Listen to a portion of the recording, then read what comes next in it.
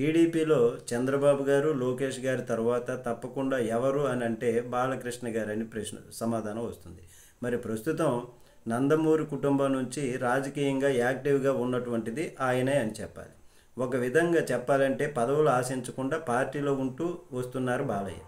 మరి నందమూరి కుటుంబాన్ని జనాలు గుర్తించుకునేటటువంటి విధంగా ఉండడం కోసమే ఆయన ఎమ్మెల్యేగా ప్రాతినిధ్యం వహిస్తున్నారు. వరుసగా హిందూపురం నుంచి 3 సార్లు గెలిచారు. 2019 జగన్ ప్రపంచంలో సైతం కూడా గట్టిగానే నిలబడ్డారు బాలయ్య.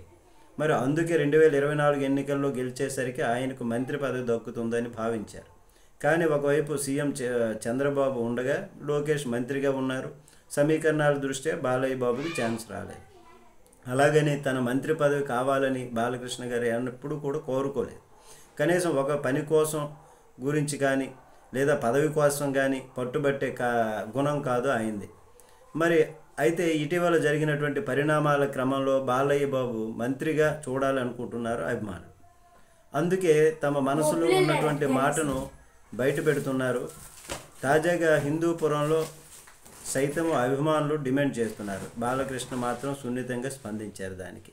మరి 2014 నుంచి కూడా ప్రత్యక్ష ఎన్నికల్లో పోటీ చేశారు.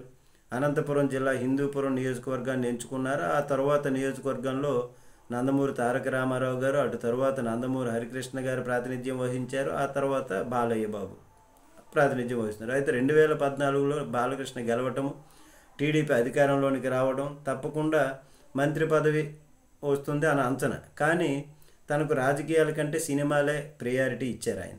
మరి నారా లోకేష్ అప్పుడే మంత్రి అయ్యారు. కుటుంబంలో 3 పదవులు సరికాదని భావించి బాలయ్య బాబు కూడా మంత్రి పదవి కోసం డిమాండ్ చేయలేదని చెప్పాలి. అయితే ఒక విధంగా చెప్పాలంటే లోకేష్ రాజకీయ ఎదుగుదల కోసమే బాలకృష్ణ వెనక్కి తగ్గారన్నటువంటి టాక్ అప్పట్లో ఉండింది. ఇప్పుడు కూడా బాలకృష్ణ పార్టీ కోసమే ఉన్నారు తప్ప పదవుల కోసం కాదన్నట్టుగా తెలుస్తుంది. అయితే సినీ పరిశ్రమ వైపే ఎక్కువ ఆయన మొగ్గు చూపుతున్నారు. ఇంకా ఈ విధంగా మంత్రి పదవులు ఆశించి అయితే కాదు, అభిమానులు అయితే కోరుకుంటున్నారు. చూద్దాం ఏం జరుగుతుందో. నమస్తే.